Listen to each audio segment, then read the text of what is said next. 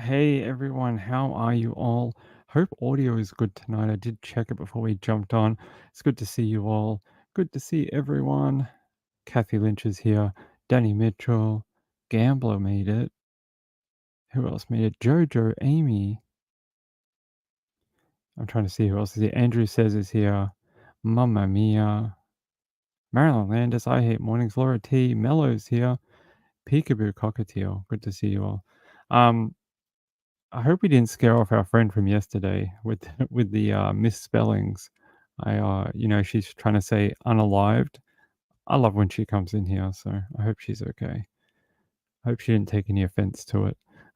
Angela Connolly, how are you? Good to have you. Today, big day in sort of true crime. I'm sure you've all heard by now in the Stephen Stearns charged with first degree murder in Madeline Soto's case. I gotta say, it felt like a long time coming. It really did. Felt like we've been sitting here for weeks waiting for it. They people in the press conference asked, "Is there any more charges to come?" And they said yes. We've got to wait, but it's possible that it's still an ongoing investigation, and there may be more charges in the future. So we just got to hang out and see if we get a second murder charge, a second conspiracy or something like that. That's what I think a lot of people are hoping, some sort of, accomplice or accessory charge, if you see where I'm going with that. Peekaboo, hey, how are you? Good to see you. So I'll play you a little bit from the press conference. You guys have probably heard it all before. It's happened, what, like 8 hours ago? Something like that. So we'll play this quick one. This is not the full one, I don't think. All right, good afternoon, everyone. Thank you for coming. Today, the Kissimmee Police Chief and myself are here to provide an update on the death investigation on 13-year-old Madeline Soto, who was reported missing back on February 26th of this year and discovered dead 4 days later. I know the community and the media have been anxious for us to give an update on this case, and this is an opportunity for us to do that. For the last 7 weeks, 7.5 weeks actually, the Kissimmee Police Department and my office have been working closely to go over every piece of evidence that we could gather in this case. It was a voluminous and a lot of evidence to get through during that time, but we were successful in getting through it and making sure that we were able to provide the best case we could. Today, we're announcing that Stephen Stearns has been indicted by the grand jury on first degree murder for the killing of Madeline Soto. Uh, we presented the case to the grand jury. They returned an indictment earlier today. Um, there has been some questions as related to the length of investigation. I just want to let you know again that my office and the Kissimmee Police Department have been working vigilantly in making sure that we had every opportunity to get every piece of evidence that we could. I want to thank the Kissimmee Police Department and their tireless efforts. They've done an amazing job in the heavy lift that we've asked them to do, as well as the prosecutors that have been assigned to this case and making sure that we got every piece of evidence reviewed and gathered in this case. While death investigations usually take around 5 to 6 weeks or longer, we were able to get this one done relatively quickly and get the case to the front of the grand jury, like I said earlier today, to return the indictment against Mr. Stephen Stearns. The death penalty in this case, we have not decided to like what decision we're going to make in that case. We're going to continue those discussions going forward, and we'll let you know again when we make that decision as to whether we're going to seek the death penalty in this case. I want to thank the grand jury for their hard work and their efforts in making sure that we're making this first step in seeking justice for Madeline Soto, for her family, and so this the community can have closure in this case. The defendant will appear at initial appearances, I believe probably the next day or two. Then the case will proceed down its normal path, and we'll try to keep you abreast of how the case is moving, as well as you probably ask us questions to make sure that we are providing that proper information to keep you abreast of how the case is going down the normal path of the criminal justice system. I'd like now to introduce Chief of Police Betty Holland and for her to provide comment.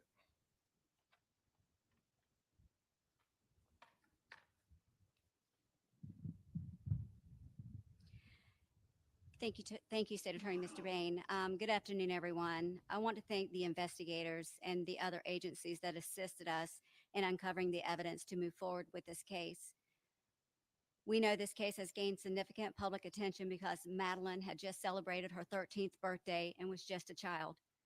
The evidence shows an individual that was entrusted to keep Madeline safe made calculated moves to dispose Madeline's belongings and place her body in a wooded area before she was ever reported missing.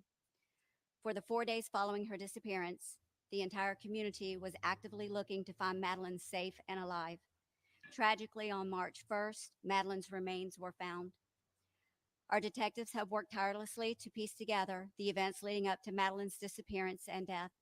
With the collaboration of the state's attorney's office, we prepared the case for the grand jury that was heard today. The grand jury determined that our department secured enough evidence to obtain a first-degree murder indictment. We appreciate each grand jury member for their careful consideration. We want to thank the diligent work of the state's attorney's office, the medical examiner's office, and our other law enforcement partners who assisted with this investigation. Your expertise and dedication were instrumental in uncovering the truth. The indictment signifies a crucial step forward in our quest for justice and a testament to our commitment to honoring Madeline's memory. We will now take questions. All right, I'm not going to go through the questions for you because there's no point. They spent the entire thing going, if it's part of the facts of the case, we can't tell you anything. If it's part of the facts of the case, we can't answer it. If we can't, yeah, they just said that like 50 times. So there's no point me putting you through the questionnaire at the end because there's no new information. So, what's the mum's name? I don't know. Madeline Soto. I can't even remember. Jen. Jen Soto is her name. How I didn't remember that, I don't know. We spoke about her so many times. Jen Soto. There you go. I know a lot of people are expecting that to have its own conclusion at some point. We'll see. They did say it is still an active investigation, so we'll wait and see. By the way, late yesterday, I put out a tweet. This guy, if you are from Victoria, where I live, and you see this guy around, I don't think he's been captured. I did check just before he went online. I'll check again. They're still saying he's wanted. There is a police manhunt in Victoria looking for this guy. His favorite thing is to apparently attack women. And this is a photo of his victim. These triangle marks you see here are from when he stood and like pushed on her face with his shoes. These are the triangle pattern from a pair of Vans shoes that he put into her face from treading on her and assaulting her. There is also a video. Please, trigger warning when I show this. And please know, I'm just only showing it so people understand what a trash bag this guy is. And he's no one to be like, oh, what a hot heartthrob guy. I loved him on Home and Away. No. All right, here. Trigger warning.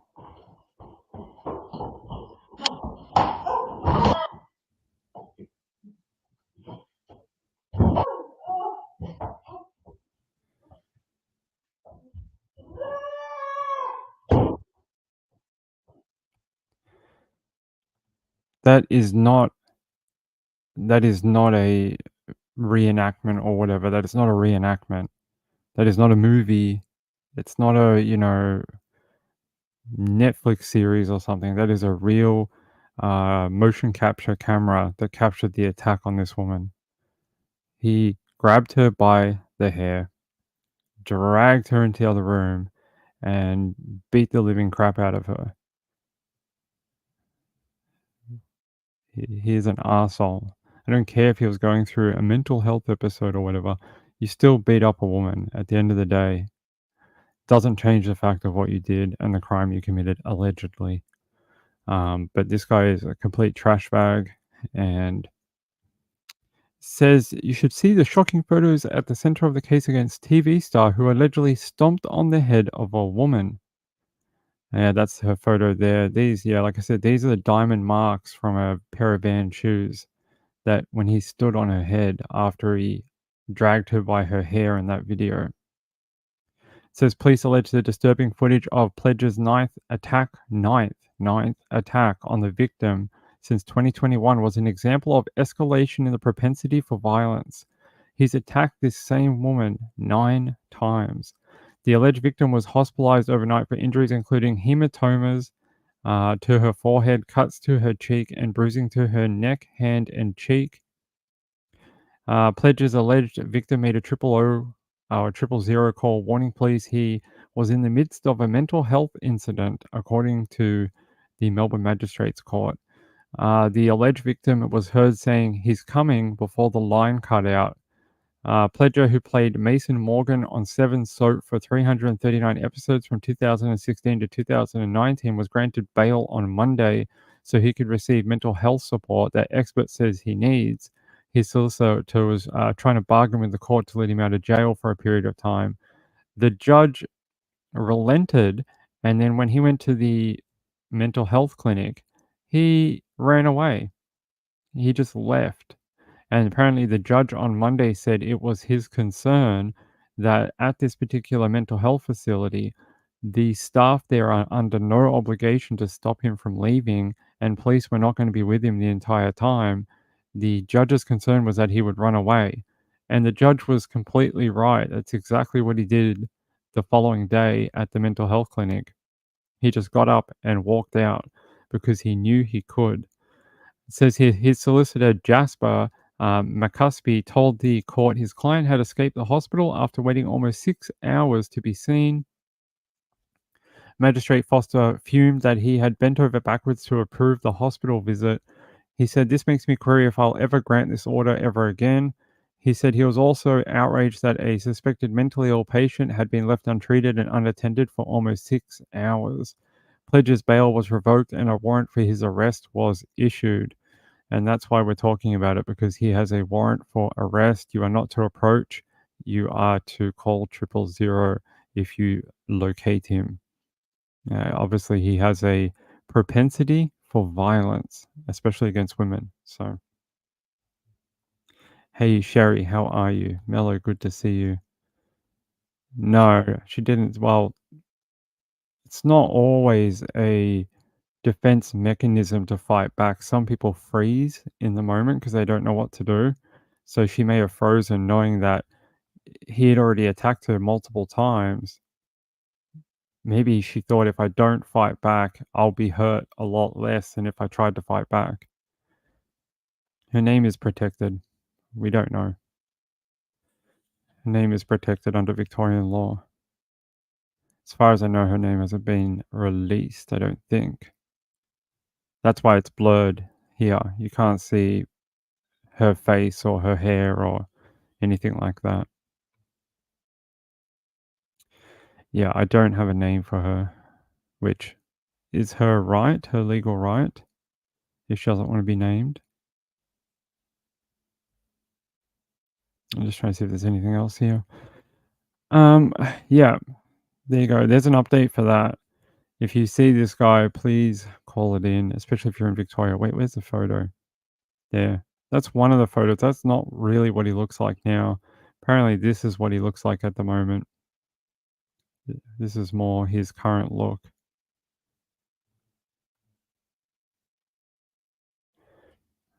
You know, I hope people just don't attack women. Brenda Cress, good to see you. Yeah, we just don't know. Maybe they're in a relationship together. Maybe it's a domestic. I don't know. It's not explained. All I know is that he's attacked her more than once, up to, several times she's been attacked by him. Don't know what their relationship is. Could be a carer, could be an auntie, could be a mother, could be a girlfriend, could be a sister, could be a worker that works with him. Who knows? Who knows? It's apparently like this one. Do you remember I told you about a murder yesterday? In let me get out. I told you about a murder yesterday. Let me see if I can find it. Apparently, the media said it was a boyfriend-girlfriend thing, and then her friends have come out and said, "Well, no, it's not really. She hated him." So it was this woman here. She was killed, and they're saying this is the guy who killed her. John Tawney, 39, lived 2 doors down, was charged over Mrs. Bates' death on Wednesday with intentionally causing injury, reckless cause injury, common law assault, aggravated assault of a female, and unlawful assault. He lived next door to her, from what I understand here. John Tawney, 39, who lives next door, was charged over Mrs. Bates' death on Wednesday night. And the woman who died was named Emma Bates, 49, was found dead inside her Cobram home, close to the New South Wales border in Victoria's far north, about 2:15 p.m. on Tuesday, having suffered injuries to her upper body and face. They say the woman of the family, the family of the woman found dead in her home have been left devastated after learning her alleged attacker will not be charged with her murder. Weird, right? Mrs. Bates' family have been told an autopsy was unable to confirm her cause of death and whether Tawney's alleged assault caused it. Her family said, "We don't understand. It seems the coroner may believe her diabetes played a part in her death. Regardless, I still don't understand how it's not manslaughter. Regardless of pre-existing condition contributed, his alleged actions led to her decline." So they're saying because of a pre-existing medical issue, during this whatever happened, the assault, she died because her pre-existing condition exacerbated from stress or you know that type of thing. And they're saying that he's not going to be held responsible for manslaughter or murder. Just he's going to be done with assaulting her. Interesting, right? I've never heard of that being done in that particular way. It says he's going to be charged with intentionally cause injury, recklessly cause injury, common assault, aggravated assault of a female, and unlawful assault. So it sounds like they literally got the police, like the police charge book, and they just went, "What is every single offense we can get him for that has the word assault in it that is not murder or manslaughter? Let's just charge him with all of them." And that's like, 'cause I've never heard of anyone being done with this kind of stack of charges for the same thing. It sounds like the police were pretty frustrated not being able to charge him with manslaughter. And they just went, let's just throw the entire book at him. I'm going to put the charges on the screen for you. Hey, Flower Child, how are you? There you go. Intentionally cause injury, recklessly cause injury, common assault, aggravated assault of a female, and unlawful assault. But he will not be charged with her manslaughter or murder. And apparently, she did not like him. I don't know if this was an opposites attracts kind of deal, but apparently they were dating for a couple of weeks. But her family's like, she hated him. Police had earlier said Miss Bates and Tawney were known to one another, and it had been widely reported they were in a relationship. But Miss Bates' family confirmed that she and Tawney had only known each other for weeks, not months, and revealed the 49-year-old hated him. It seems like an odd match, if I'm being honest. It seems like a strange match.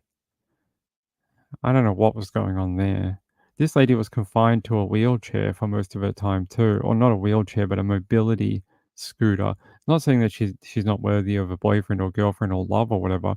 I don't know. Just was he trying to take advantage of her or trying to steal money from her? I don't know. It just seems a bit strange. Strange that her family says that they she hated him, but then they were in some sort of relationship. Very odd. Very strange. I think we'll find out more at some point over that. But apparently, she was known in the community for helping people, including elderly neighbors, giving lifts to people who needed it, giving food to elderly people in the neighborhood, meals to people in the neighborhood who couldn't afford it, and often just helping where she could. She was apparently a very good neighbor to people in her street and further. Says apparently, the the family went to her home and discovered it was a crime scene, and it looked like this when they arrived. It just had police tape everywhere, and at first they thought it was a medical episode due to her, pre-existing conditions, but they found out that she'd actually been killed, and she was dead at the time. I can show you, this is when they arrested him. In Cobram's Main Street, John Tawney makes a half-hearted attempt to run, but realising he's cornered, submits to two policewomen.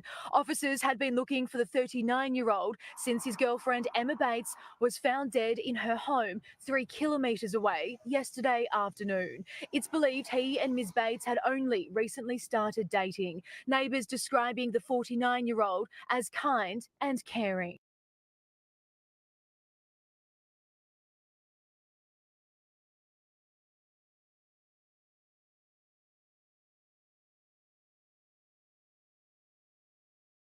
There you go, he didn't put up much of a fight when police got to him.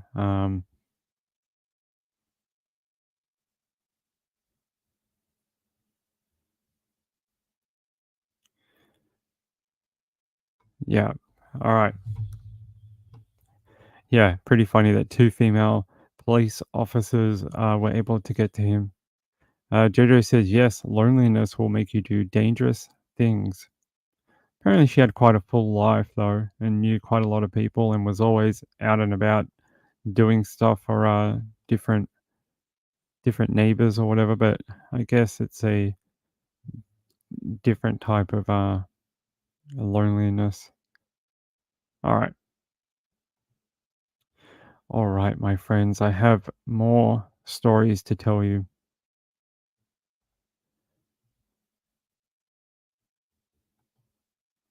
Says a suspect is dead after being shot by an Orlando police officer in the downtown area. According to the OPD, an officer stopped a vehicle at 5:55 p.m. at Orange Avenue that was being driven by a suspect wanted for attempted murder and aggravated stalking. As the officer was exiting the vehicle, the OPD says the suspect produced a handgun and fired a round. That's when an officer returned fire, according to the Orlando, Florida police. The suspect died as a result of the shooting. The OPD said the warrants issued for the suspect came from Orange County Sheriff's Office sometime last week. Orlando police had no additional information on that particular case. According to the OPD, the officer who returned fire is now on admin leave. No other officers were hurt in the shooting, but Orlando Police Chief Eric Smith says domestic violence calls and traffic stops are some of the most dangerous things his men and women do. I just want to see if I can find a different thing for this. Hold on.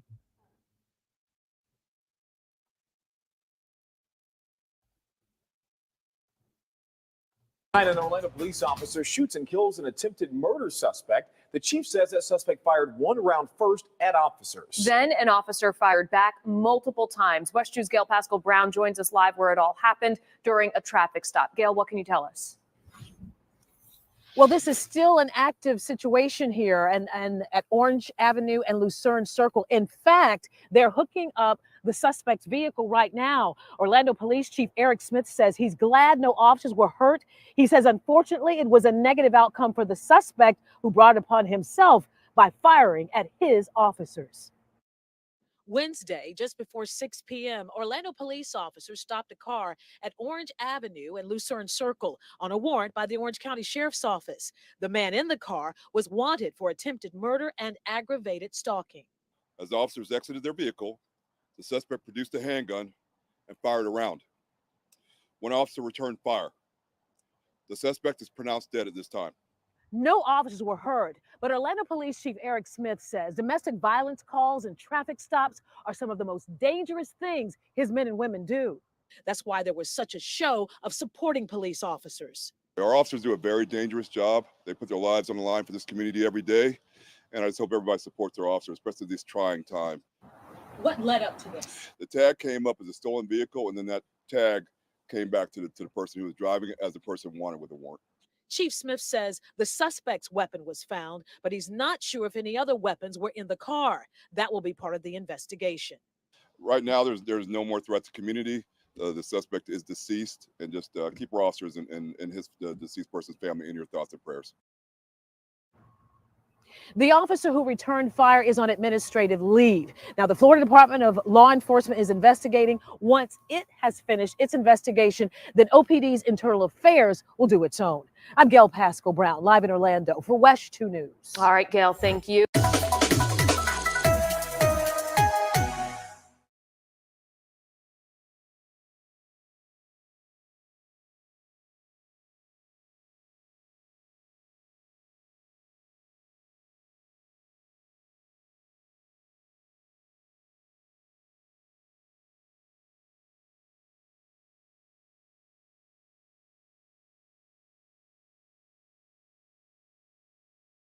Sorry, we're having a technical issue. Hold on, everyone.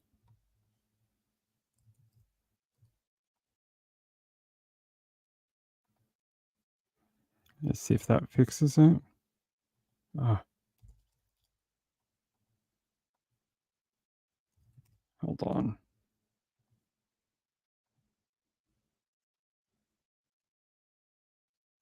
Come on, you silly thing.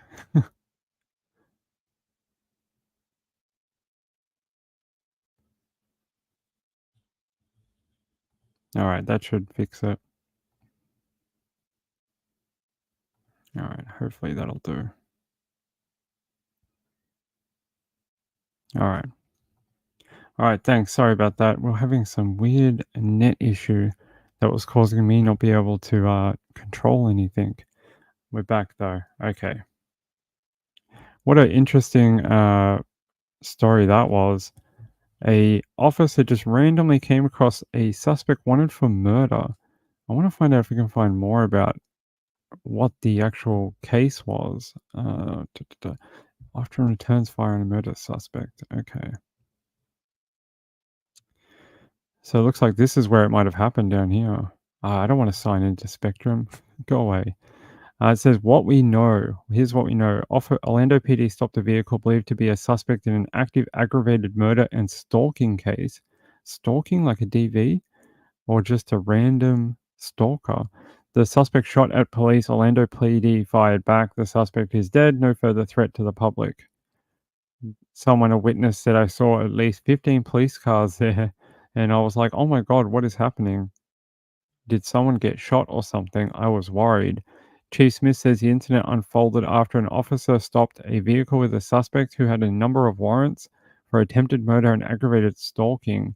It was when the officer exited their car, the suspect fired shots. Smith says the officer returned fire, killing the suspect.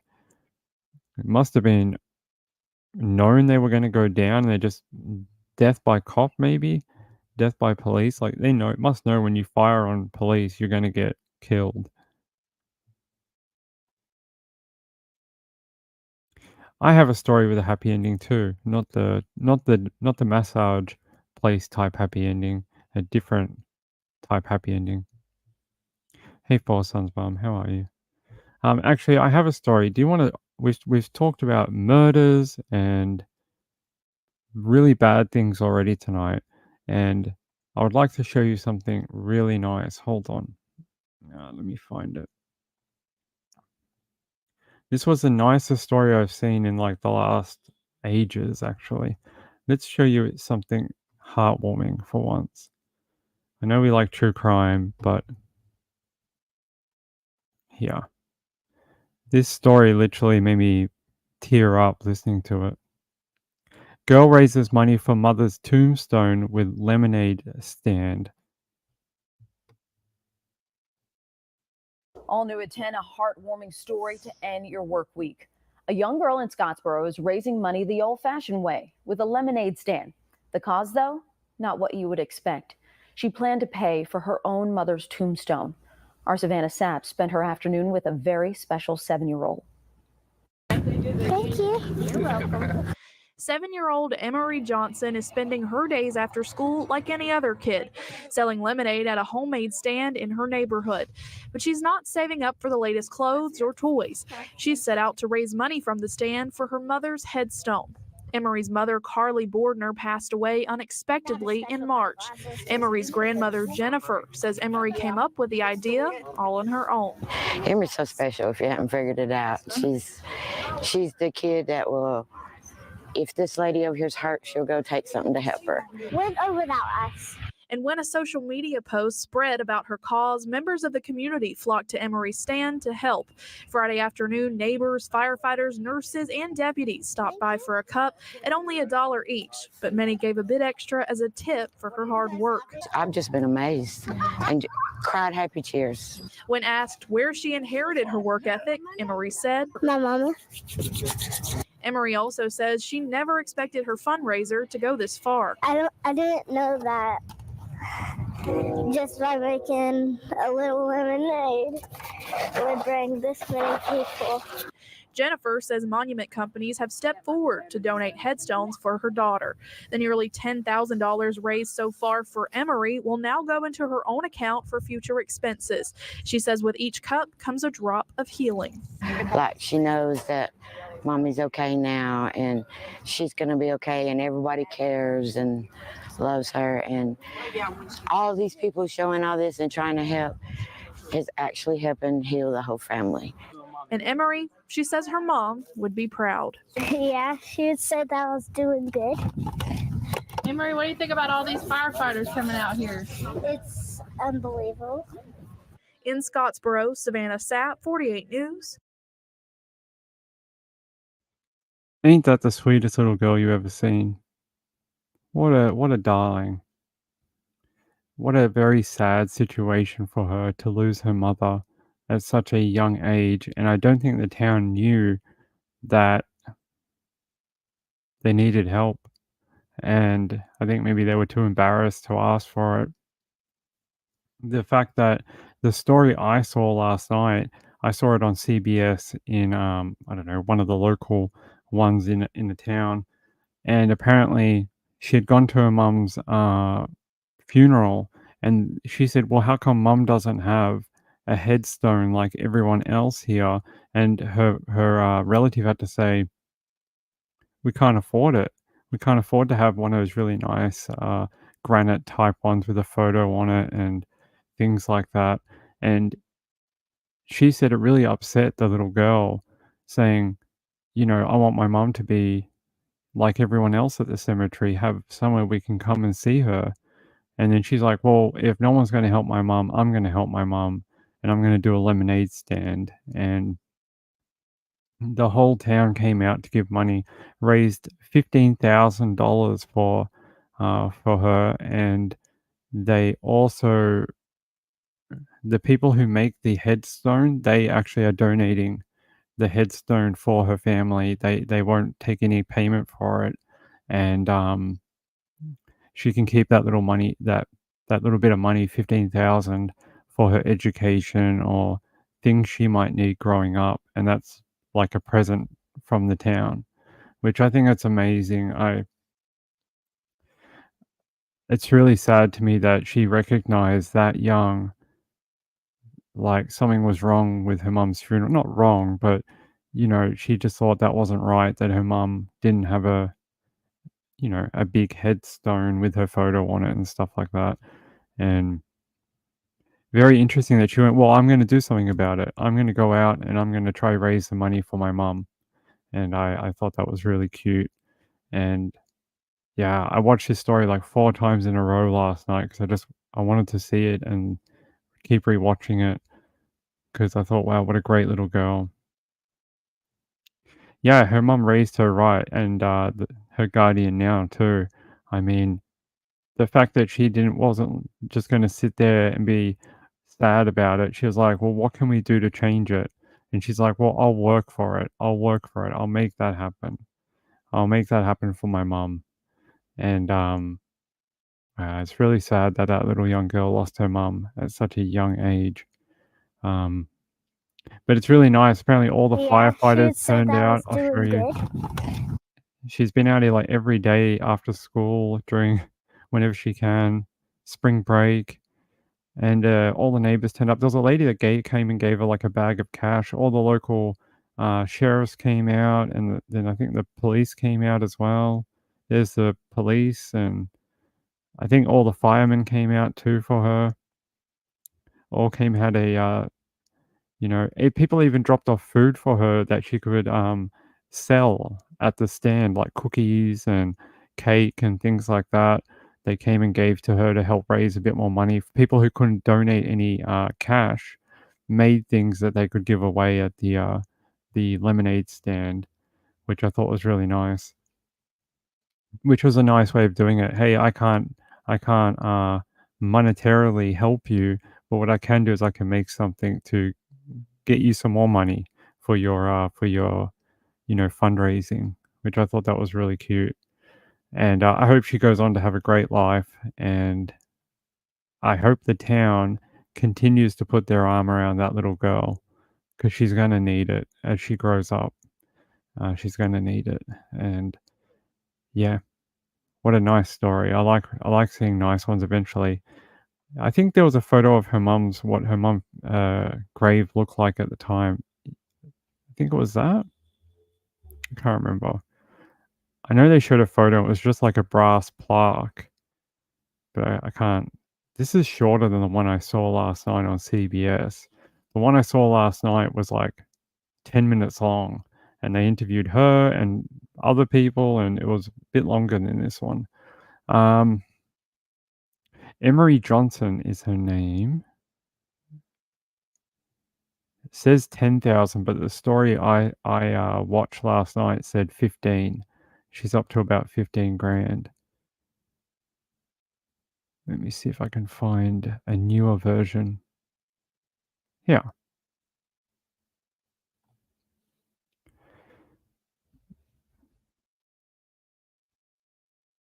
Just trying to see if I came up with the idea. So Emery's grandmother, Jennifer, is the lady you saw in the video. She said that Emery is so special. If you haven't figured it out, she's that kid that will. If this lady over here is hurt, she'll take something to help her. WAFF reported that on Friday afternoon, neighbors, firefighters, nurses, and deputies stopped by for a cup of lemonade. Despite only costing $1, many generously gave more, with a few even offering $100 bills. Yeah, a lady came over and dropped off like $300 and said, "Here, take it." The grandmother added that her granddaughter was devastated after the death of her mum, Carly Bordner. Bordner died unexpectedly in March at 29 years of age.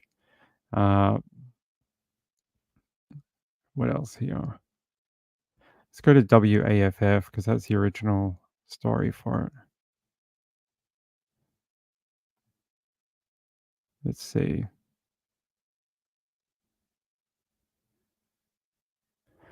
Yeah, they said here. Yeah, I like this bit. Johnson says her mum would be proud of her. Yeah, she would say I'm doing good. I think we'll leave it there. I think, yeah. Oh, okay. Uh-huh. So this is her GoFundMe. This is the one where she was also raising some money through, apparently, Carly Bordner. So it says, I loving mother, daughter, sister, cousin, and family all. Her funeral is being held in the Rudder Funeral Home. If you cannot donate online, then you are more welcome and come and donate at the funeral home. Anything helps. So this must have been for her mum, for Carly, her mum, right? Yes, this is her mum, Carly. This was their donation thing to try and raise money for funeral expenses for her. So sounds like they've raised quite a bit, which is, hey, funerals are expensive. They're not cheap. So hopefully they've raised enough now where they can give her a proper burial. Emery Johnson. Yeah, but it's spelt differently, right? Hold on. Yeah, Emory. Emery. So like this. It's spelt not with a Y. It's spelt with an E. Like this. Emery. There you go. Yeah. So yeah, that must have been for her mum. Hopefully they raised enough. But then her daughter did the one in person. All right, let me look at what our friend sent us. Kathy Lynch. Barbara said, all right, from ABC, ABC. What is it? I don't know. ABC something. Connecticut barbers save little. Oh. In Connecticut, jumping into action as a little girl runs toward a busy intersection. I couldn't just think about it. One of those moments, I just didn't think. I mean, I went into that mode. Osvaldo Lugo says he and another barber spotted the girl running past their shop's window in East Hartford. Lugo says the girl slipped away from her mother at a nearby bus stop. The barbers dropped their scissors and caught up with her seconds before she reached that intersection. See the video? I was right in the middle of the haircut, so my reaction is like, oh my God, what just happened? Lugo was able to find the girl's mom, saying it was an emotional reunion. It was like a moment of silence, but a moment of we didn't have to speak because it was just one of those moments that we just in awe, like, oh my God, what just happened? New video shows two.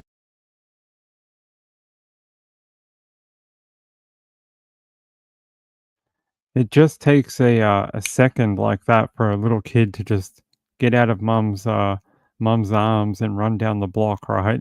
And very lucky that those two barbers actually had a sense of mind to be like, oh, there's a little kid and there's cars down there, and let's go chase after her. I mean, some people might have been like, oh, I bet her mum's just behind her. Don't worry about it. But these two were like, no, let's go grab her. That is, he said, I was right in the middle of a haircut. My reaction is like, oh my God, what just happened? Lugo says the girl slipped away from her mother at a nearby bus stop. Lugo was able to find the mum and assist the emotional reunion with her daughter. She was embarrassed, but grateful. Yeah, I know. Hey, mums have a hard time. They need all the help they can get. You can give them a hand and take some pressure off them. Go for it. Mello said she looks young, so sad. Yeah, she was only 29. If you're talking about Emery's mum, Carly Bordner, she was only 29. Apparently she died unexpectedly. So that's very sad. All right. What time is it? What time is it? It is 3:10. 3:10 p.m. Where's the rest of my links? Come on.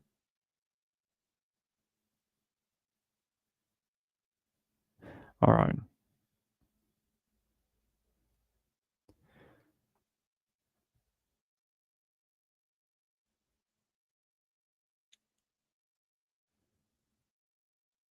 Oh no. I'm going to show later on. I'll show you another story, but we have to go back to crime for now.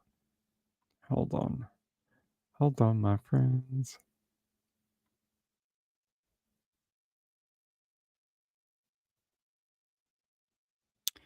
All right. I wanted to bring you a story that DJ sent to me. He sent me the story this morning. All right.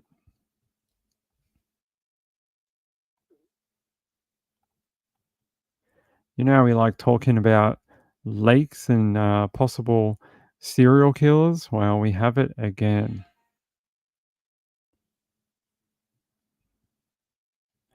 It says, has the Rainy Street Ripper struck again? Fresh fears of Texas serial killer as two more bodies are found. Two more bodies found in Austin's Ladybird Lake in April. We just spoke about that lake like a month ago. A month ago, a lady died after having a medical emergency next to the lake on a footpath. Now they found two more bodies. Police insist there is no serial killer, but mounting bodies sees the rumor persist. Here's a map of all the people that have been found in Ladybird Lake over 12 months, almost 2 years since 2022. But you have all these different people that have been found. Interesting that it sort of stops at the bridge and then ends up back down here. There's no one found in this particular stretch here, but you can see all the different people. unidentified near Longhorn Dam on April 13, 2024. February 5th was an unidentified female near 300 West Cesar Chavez Street. And there's probably more. But we've talked about this lake before.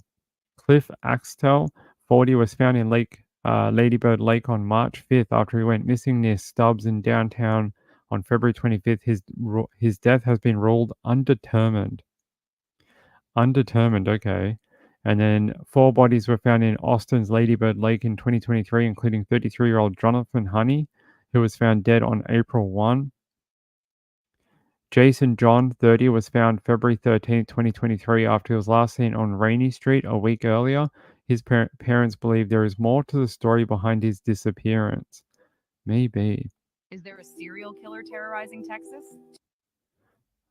2 bodies have been found in Austin's Ladybird Lake, bringing the total to 12 since 2022. Police say the deaths are likely accidental due to the lake's proximity to popular nightlife spots, but rumors of a possible Rainey Street ripper continue to swirl as the bodies keep piling up. While cops have ruled out foul play in several cases, at least one death remains unsolved. One local bartender has a hard time accepting there's not something more sinister at play, saying, "I find it hard to see how people could leave Rainey and end up at the lake. You have to walk blocks to get there." Well, tonight, Austin police confirmed 30-year-old Christopher Hayes Clark is the identity of the man recovered from the lake Saturday. Days after police recovered his body at Ladybird Lake, officials have said. Can't tell if it's, murder or drunk people, a combination of both. Who knows? But it is a little suspicious that they just seem to keep turning up in the lake, in different points of the lake. I mean, you'd have to tell me what the average is. If you had any lake of body of water that, in a metro area, what is the number of average of water deaths every year for any body of water around the world? Then you look at what is the standard of error? What is like an error? So like, is it 1% over, 1% under? Is it 10% over, 10% under? What is the error margin? Then anything below or under that, you can see as like a good year, or if you're above it, something weird might be going on and something might be attributing to the deaths in the lake. So that I don't have that information, unfortunately. Drinking and water, could be drinking and water. Laura T says, "Hey Mello, I was typing and you beat me to it. Don't you hate it when people beat you with typing? I hate when that happens." Yeah, so we could have more information on the Ladybird Lake. I would find that very interesting. Let's see. Well, tonight, Austin police confirmed 30-year-old Christopher Hayes Clark is the identity of the man recovered from the lake Saturday. Days after police recovered his body at Ladybird Lake, officials have said there's no indication of foul play. But some conspiracies continue to surround deaths in the lake.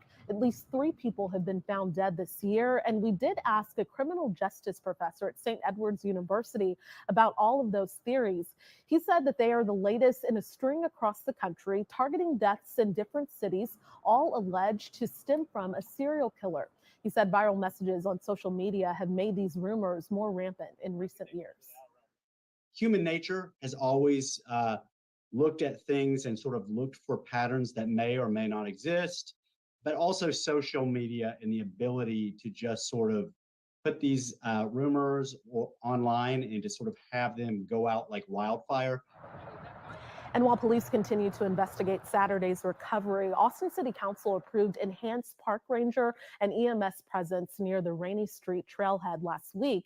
Now, the city is also exploring more security cameras in.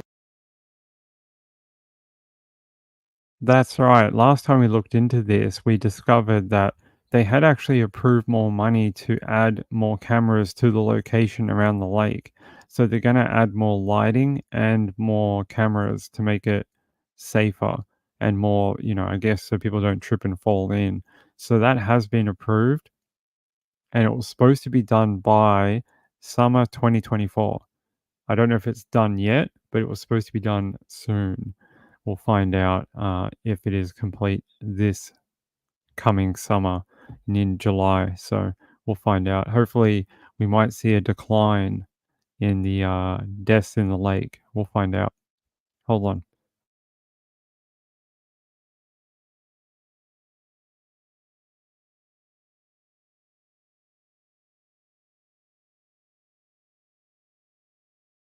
All right, there we go.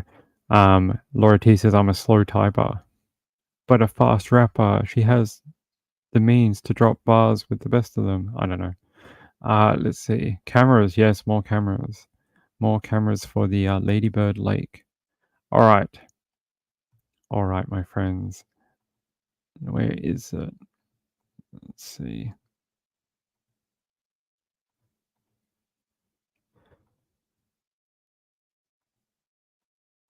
I had another. Where is it? I had another good type story for you. By the way, I'm waiting on a. Apparently, there's going to be an inquest. Do you remember that there was a guy who died in the UK? He was a hockey player, and he got hit in the neck from another player's, ice skate, and it cut his neck open, and he died.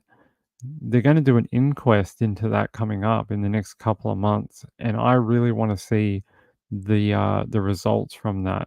So I've been keeping an eye on that to see if it's going to start up anytime soon or anything like that. But no information as of yet. I'm just trying to.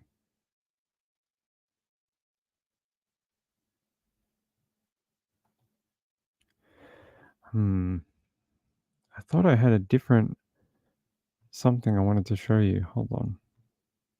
No. It always wants to like just jump back to this other page. Hold on.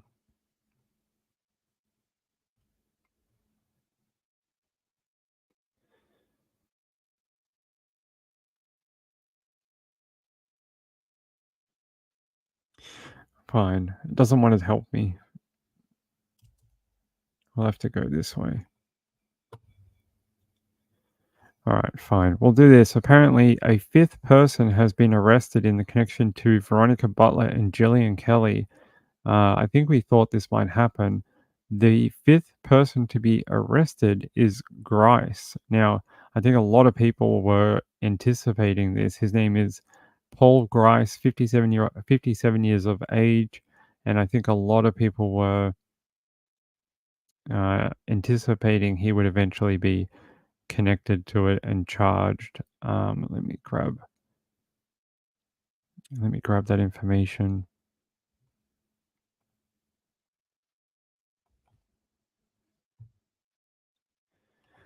Nope. We'll go to K4. In the murders of two women who disappeared Easter weekend in the Oklahoma Panhandle. Veronica Buffett. Documents show he admitted to four in the murders of two women who disappeared Easter weekend in the Oklahoma Panhandle. Authorities announcing a fifth arrest in this case late this afternoon. Veronica Butler and Gillian Kelly were found dead in Texas County back on April 14th. They were killed while heading to visit Butler's children for a supervised visit. 31-year-old Paul Grice has now been arrested and booked on 2 counts of murder, kidnapping, and conspiracy. Court documents show he admitted to taking part in the killings and burying their bodies. 4 others, including the grandmother of Butler's children, Tiffany Adams, are all accused in the murders of the 2 women. Adams had been involved in a bitter custody battle involving the mother of her grandchildren, Veronica Butler.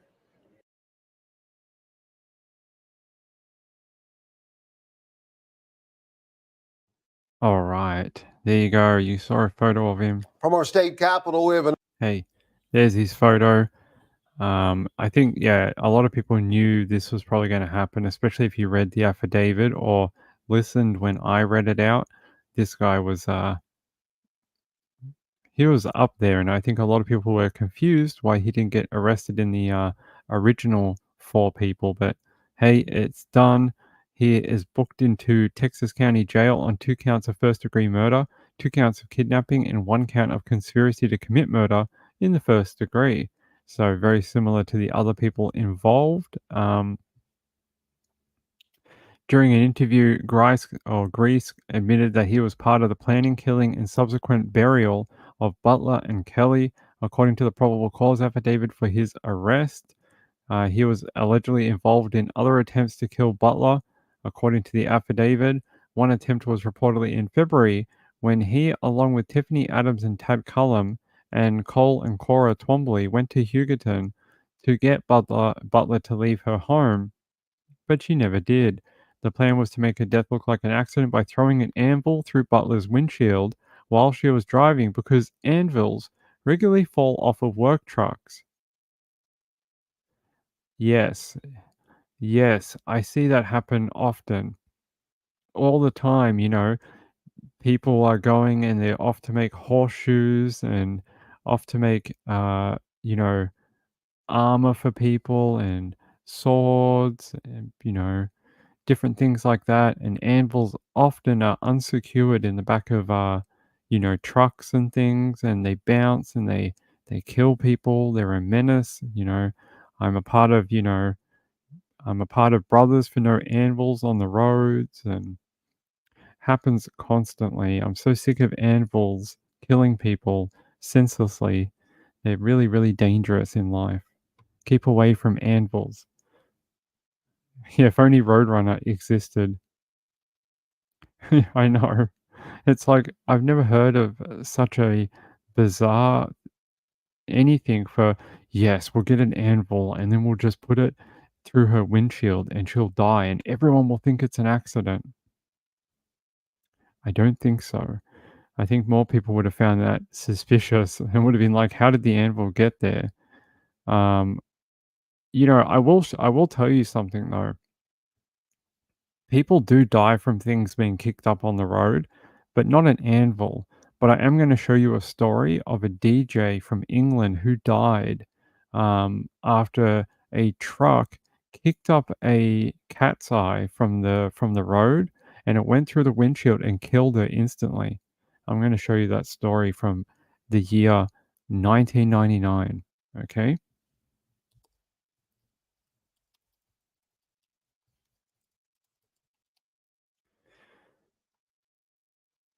It's a very sad story.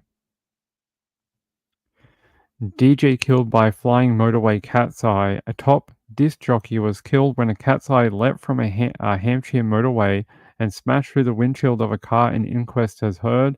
Now a coroner is demanding a safety review of the M3 near Winchester following the death of Kimi Olasana, the 35-year-old known as DJ Chemistry. She was one half of the top drum and bass duo Chemistry and Storm, died when the Golf GTI she was traveling in was hit by a 4.5 kilo cast iron cat's eye housing on April 25th.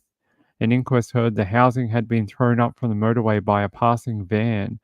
The driver of the Golf, Jane, told Central Hampshire Coroner's Court that the pair had performed a gig at Bar Cuba in Southampton and were returning to their homes in London. She said that she saw a Nissan Cabstar traveling north on the motorway just as the carriageway splits into 2 roads at Junction 9. She said that the Cabstar moved back onto the M3 from the A34 slip road at the last minute by going over the chevrons at the point of the junction. Halfway past the van, I saw something at the corner of my eye, high in the air. I then heard a loud bang and glass had shattered. I had no idea what had happened. I thought a stone had hit us and the windshield had smashed. I said to Kemi, I should pull over and call AA, without realizing she had stopped making any noise. DJ Chemistry was killed instantly by the 23-centimeter long object after suffering massive facial injuries. Accident investigator PC Brian Carter said the stud had become airborne after contact with another vehicle. He added that 6 cat's eyes in the area of the accident had been filled in after the death. The driver of the Nissan van, Naeem Akhtar from London had been charged with careless driving, driving without insurance, and driving without a license. Forensic scientist David Price said there was a lack of bitumen in the cat's eye, and that's why it had come loose. David Barker of the Highways Agency said there had been a visual examination the day before, with a detailed inspection a month prior. No loose units had been found at the time. But Mr. Short said he would write to the agency asking for a special inspection of the junction, recording a verdict of accidental death. He said the chance of a cat's eye being thrown in the air must have been minute in the extreme. It was a tragic accident. Converted for the new archive. Yeah, so this was from, she died in 1999, and it was a cat's eye housing. If I can find one to show you. It's like those little flashy things you see in the road.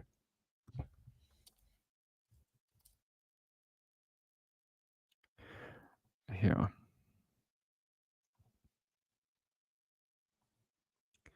Something like that, or like that.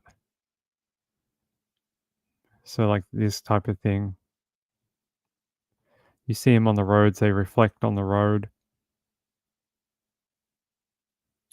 Yeah. So this flung up and hit her in the face after coming through the windshield. Or the AA, Automobile Association, so not AAA like in America, or what do we call it down here? I don't know what we call it down here. Concorde. You mean like the aeroplane? A Concorde?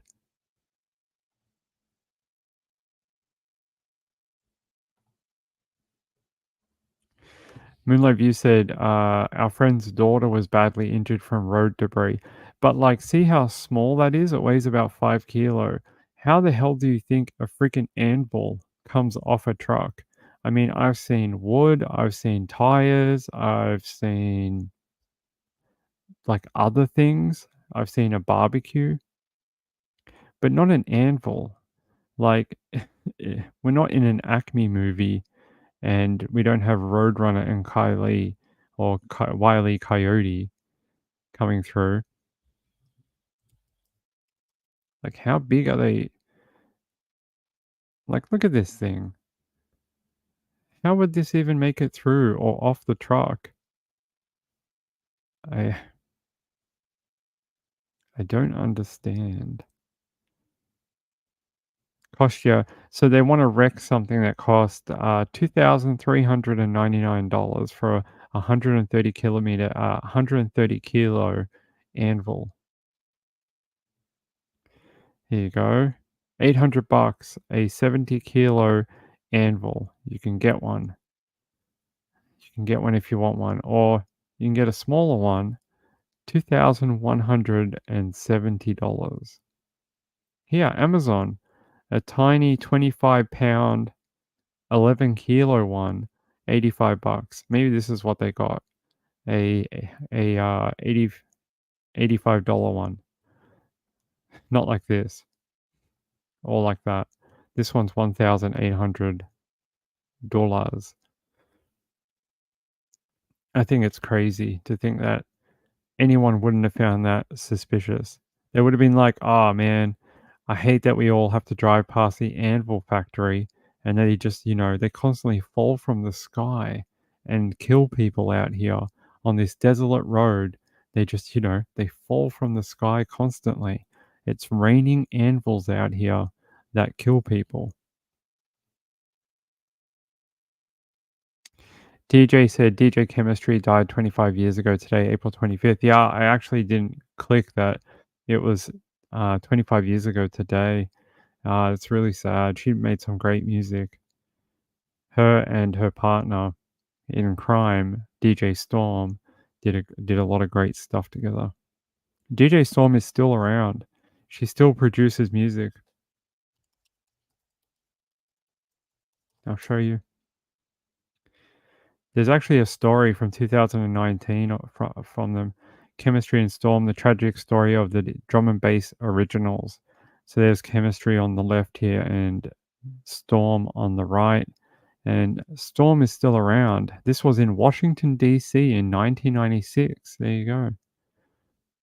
and it details the and if you're in the UK, you know who that is. You know who this guy is here. You have to know who that is.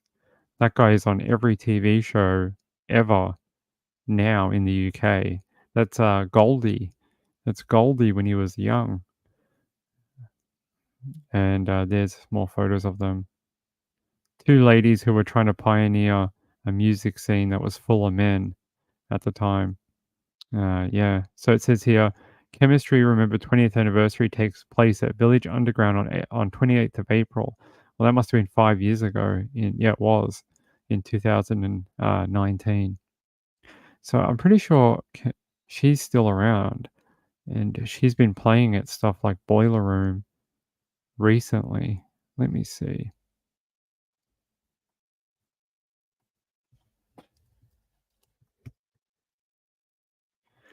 Yeah.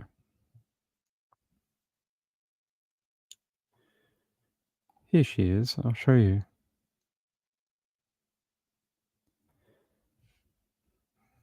Here you go. Won't let me click on the photo, but there's a photo of her.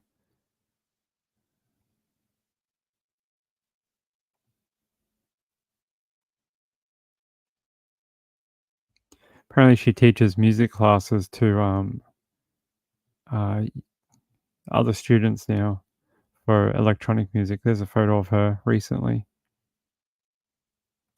She's still around teaching music, and she says that her friend Chemistry is still with her every time she plays music.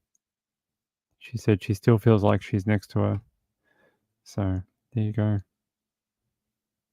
If you don't know the background of that story.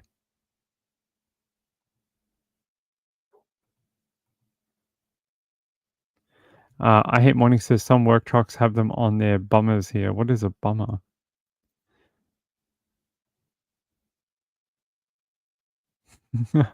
Mello says I've got them stored all over my house. I know. She said Beds have been watching cartoons and Home Alone. I don't think I've ever seen one, but it is a rural area maybe, but all right.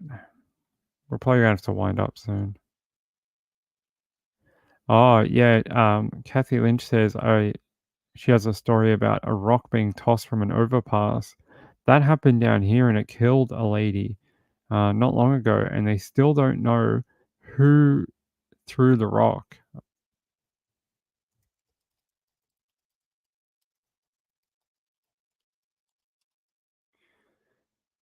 There was a woman killed from overpass. If I can find it.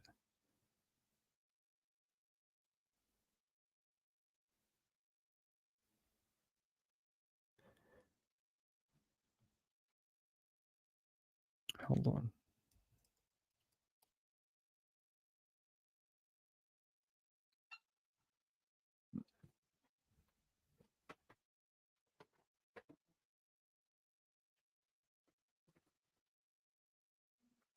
Hello? Yeah, you can just leave it there. Yeah, thanks, mate. Yeah. Yeah. Yeah. You want to go and grab it? Where are they? It's at the front. Sorry about that.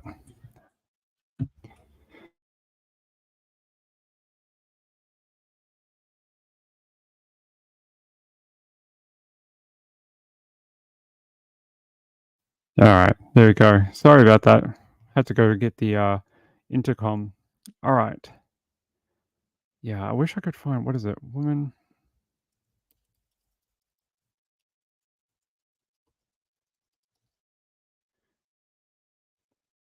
What is it? It's an object. Woman found dead. No. It was, she was killed.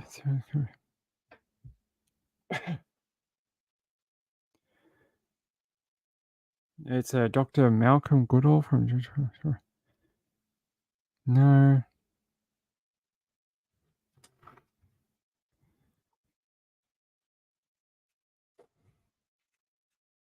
I can't find that one, but I can find the one that if I find it another time. But apparently, teen who threw rock off a highway overpass, killing man, sentenced to 3 to 20 years in jail.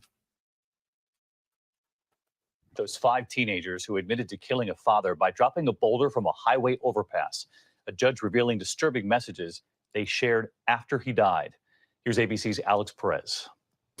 Tonight, a Michigan judge ruling 4 teens accused of throwing rocks from an overpass, killing a driver below, will be tried as adults. The proposal for juvenile sentencing is rejected, saying they allegedly showed no remorse, citing their Snapchats in his decision. 51 times LOL, LMAO, or haha appear in the messages, and many after it was learned that they had killed somebody. It was back in 2017. Kenneth White, a father of 4, was on I-75 on his way home from work when a 6-pound rock struck his vehicle. This is the size of the rock that took Kenny's life.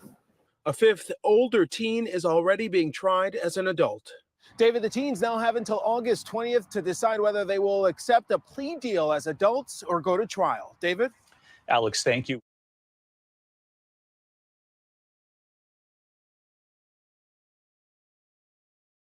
To US, everyone is trying to find products that are very positive in. You can change someone's life by doing something very stupid like throwing something off a overpass, unfortunately. I wish I could find the one about the woman who did it, who died in Melbourne. They still don't know who threw the rock or object. I can't remember what it was. It was some object.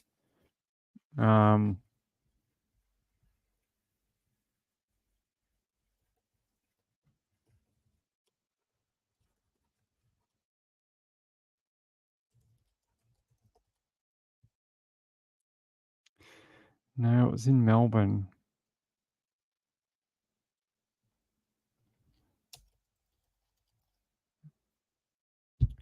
Maybe they did find it. No, this was in Perth. It's not the right one. No, if I ever find it, I'll show you guys. But it was a real heavy object, and they threw it through the windshield from a overpass, and she died instantly. Woman injured after concrete slab thrown through her car. I just remember that they never actually tracked down. They weren't able to find any witnesses, and they weren't able to find who actually did it. And her death just was in vain.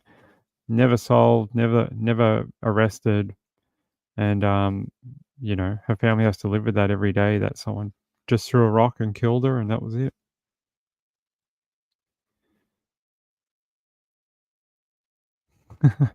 Mello says, ChatGPT says it is a cartoon trope, then a real-life occurrence in Oklahoma. It was part of the scheme, but unsuccessful. Yeah. Lindy says this was years ago when it was safe to chase kids down. Nowadays, they might shoot you. Maybe. Darby says, where were the parents? Just asking. Who knows? Who knows? Lindy says, kids dropped a big rock on my mother's car and she chased him down and told the parents what they had done, a couple of feet difference, and it would have killed her. Yeah, I mean, it can... man, I really wish I could find that one because it was so devastating.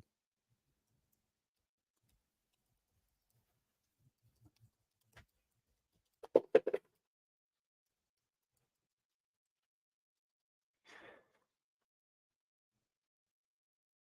don't remember if you knew killed a particular rock.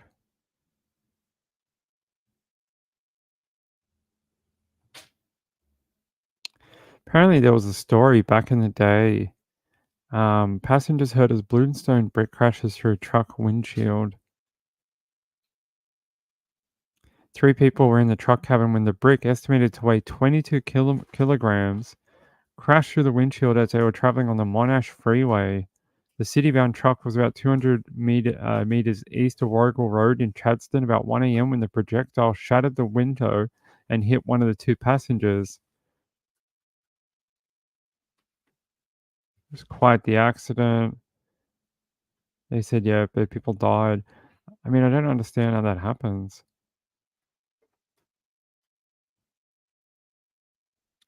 I can't find it on the top of my head. If I ever find it and you guys remind me, I will show it to you about the lady from Melbourne. But it just makes me sad that, you know, she was just driving to work one day and these kids dropped. I remember the photo of it. It was like a huge thing of concrete that they'd pushed over the overpass, and then it just her timing was just wrong, and it hit her smack bang in the middle of her windshield and came through the windshield and crushed her head, apparently. She died instantly. She did not survive. She wasn't even alive a moment later. She literally just passed away. 1 minute she was alive, next minute she was gone. Millie says, I've heard of overpass. Yeah, like it's a walkway. What is this? Why can't you stop this? It's ridiculous. Has no controls. Hold on, show me the controls. Nope. It will not show it to me. Okay, fine. Let's see if we can find out where these parents were. One of the kids who was 18 at the time was the oldest of the teens involved, and the one who threw the rock that struck White, according to prosecutors.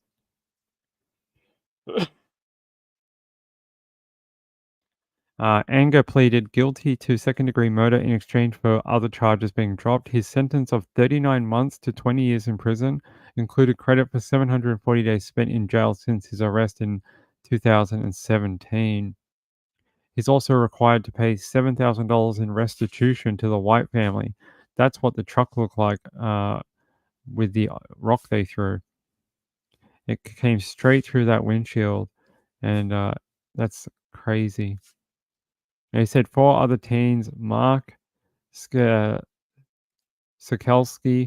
Alexander Miller, Trevor Gray, and McCaden Payne, sought to be tried as juveniles when they entered pleas in July of 2018, but this past July, Judge Farah rejected that request and instead ruled they would be tried as adults, saying the seriousness of the allegations is as high as it gets. This is homicide. It is homicide. The 4 subsequently accepted early plea agreements for manslaughter. We just weren't thinking what the outcome could be of it. We were just doing dumb stuff, Anger told the judge about the game the teens were playing. White and his friend Steve were driving home from work on 18th of October 2017 when he saw a large rock coming towards the vehicle. The rock entered the passenger side through the windshield, hitting White in the face, and then ricocheted from his face to his chest, and he died. How very sad. Meaningless death. No need for him to die. The 2017 death of Kenneth White. Let's see.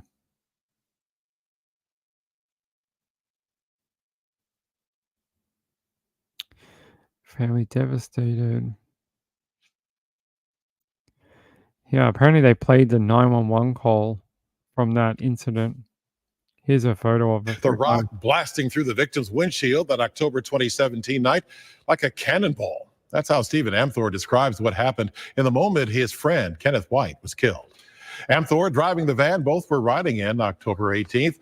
The rock crashing through the windshield as they headed south on I-75. Amthor pulling over, finding his friend bleeding profusely. His 911 call for help played in the courtroom today. Kenny, hold on. Oh, wait, everybody. Okay, do you know what might hit him? Yeah, I have no idea. Yeah, we're driving along, coming down over there, and something hit through my windshield and hit it. Okay, what's your name? I'm waiting to control. You gotta get there now, man. On the stand, Amthor describing White as one of the most caring people he knew, saying he'd regularly go out of his way to help anyone in need. When asked how the teenage defendant should be sentenced, Amthor didn't hold back. You can sugarcoat it any way you want. I believe that premeditated murder is, you have thoughts of it prior to. They went and picked up the boulders. They knew what they were doing. I think it needs to be dealt with harshly. 4 of the 5 defendants pleading guilty to manslaughter, the 5th pleading guilty to second-degree murder. I'm Frank Turner. There you go. You got to hear the 911 call. It's pretty cool. Pretty cool. Sorry, I was just playing with the cats. Gambler says Arian Arnold, the mute autistic German 5-year-old boy sent the story back still hasn't been found. I will cover that when we get back, Gambler. I will. I know that there's you sent me the one about Emil, and they were saying how it could be foxes or whatever, but it could have been that when they put his body there, that scavenger animals came and disturbed his remains. I reckon that's more likely than foxes originally attacking him and killing him. I don't believe. I think he was placed there. The gendarmes already said they went to that location and had searched it, like fingernail search through the grass and the rocks and everything, and there was no body in that location. So I don't believe that Emil had been killed there at some point. All right, yeah, send it to me. I'll have a look. I really wish I could find that other one. It was a real sad story about this woman. She'd been driving to work, and she said she saw the teenage boys on the bridge, and then all of a sudden she saw that they had a boulder, and then she saw them push it over the edge, and by the time she had realized and her brain had connected to like what was going on, it was too late, and it was like through her windshield, and like that's it. That was it. So she died at the scene. Sorry, I didn't mean she told that story. Another motorist told that story about seeing the boys push it over the thing, and by the time it happened, it was too late for for them to help the woman or do anything to stop the boys, anything. And then they never found those children that killed the woman on I think it was the Monash Freeway, if I remember correctly. The Monash? Let me check Monash.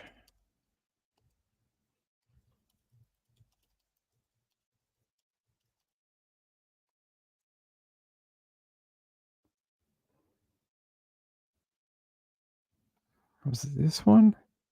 Woman dies in Melbourne. No.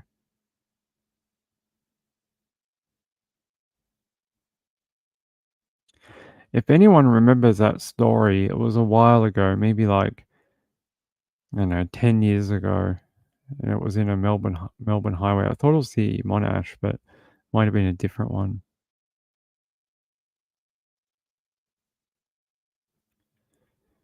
"2018, please release video of 2 people in the driver and passenger seats." Well, no.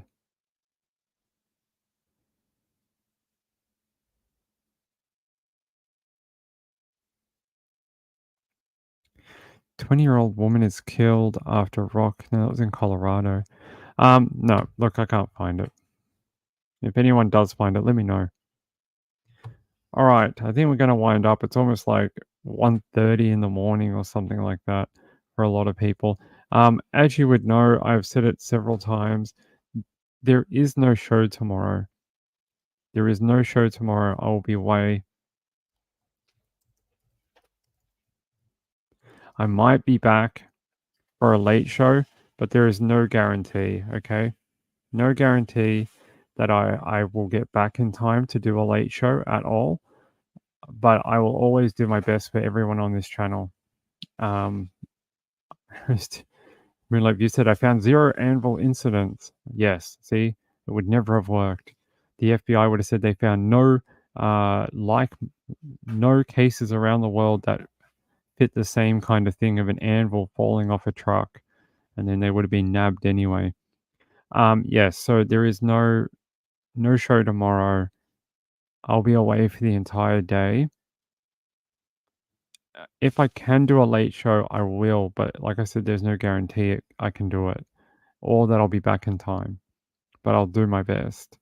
Mello said, "A large rock slab through a car as I was falling behind it, bust her glass and fell in the back seat. Her baby was in the back, barely missed her. No damage, she was fine, thankfully." It's like a game of inches. It's like 1 inch this way, people die. 1 inch the other way, people survive. And that's why throwing things off overpasses is like a really dangerous thing. You really don't do that, no matter how fun it sounds as a teenager. Love is a follow sent you a gift. Aw, that's very sweet of you. Oh, she just says, "From Love is a 4-letter word." You didn't say anything, you didn't have to, but I appreciate it. Here's your fist pump, and then there's a hug too. I wish we could hug people through the camera. Here you go, here's a hug. Moonlight View says best wishes to Mrs. Ping. I actually tried to get her on here tonight to talk to you, but she said no. Do you want to talk to her? She just scolded me. She's like, no. She's like, no, I don't want to. I'm trying to get her to come on the weekend to talk to you guys, but she doesn't want to. She's not as outgoing as I am on the microphone. Mello says had me speak to her husband because she didn't think he would believe her. Moonlight View says yes. Hey, they say yes. Not tonight, but on the weekend. Perhaps? She says maybe. Seeing how she feels, she's not going to feel very good tomorrow, so. Lindy says they would be kind to you. Alright, she said maybe.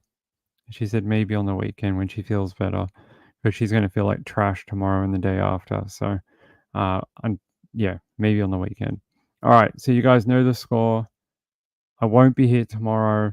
I don't know if I can do a late show tomorrow. If I can, I will. If I can't, I won't. And I'll see you guys on Friday night. Yes, Friday night. Friday night for you guys. Saturday for me. All right. Hey, I love you all so much. I'm so sorry today I was late. Today was actually Anzac Day in Australia, and I slept through my alarm.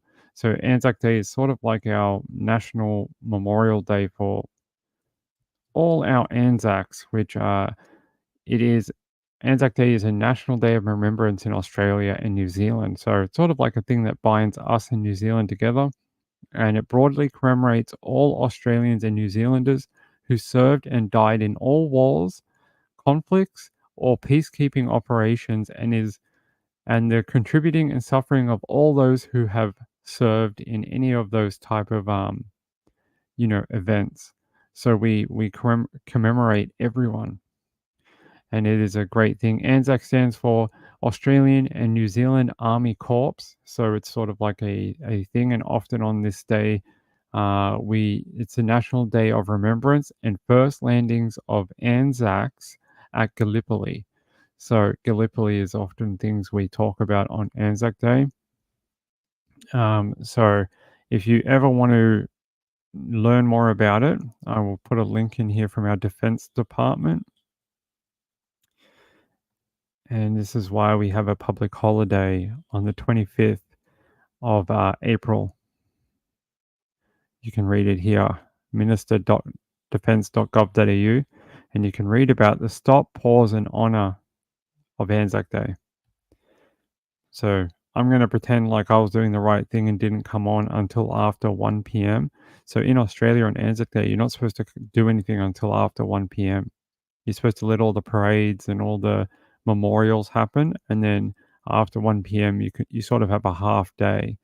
After 1 p.m. the shops open and things like that, and you're supposed to pay remembrance by not doing anything until after 1, and then everyone goes to the pub and plays 2 up and things like that.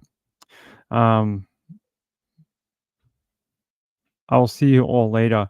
Hey, I love you all. Damn, actually.